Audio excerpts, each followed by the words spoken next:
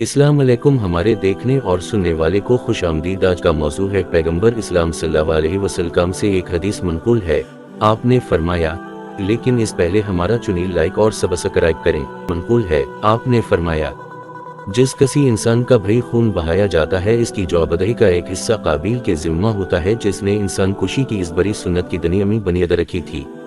इसमें शक नहीं कि हज़रत आदम अलैहिस्सलाम के बेटों का ये वाक़या एक हकीकी वाक़या है। इसके अलावा के आयात कुरान और इस्लामी रिवायत का ज़ाहिर ये मफ़हूम इसकी वाक़ियत को साबित करता है। उसके बलहक की तबीर भई जो कुरान में आई है, इस बात पर शाहिद है।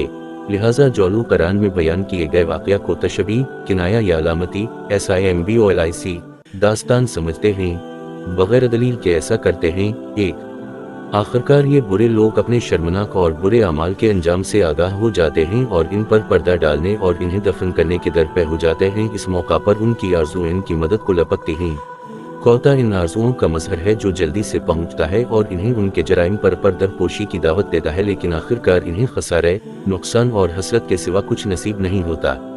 इसके बावजूद इस बात में कोई मुज़ाक़ा नहीं कि यह हकीकी वाक़या इस जंग के लिए नमूना के तौर पर बयान किया गया हो, जो हमेशा से मर्दान पाकबाज, सालेह व मकबूल बारगाह खुदा इंसानों और आलूदा, मुनहरिफ, कीना परवर, हासद और नाजायज़ धर्मी करने वालों के दरमियान जारी रही है। वो लोग कितने पाकीज़ा और अजीम हैं जिन्होंने ऐसे बुरे लोगों के हाथों जाम शहादत नोश किया।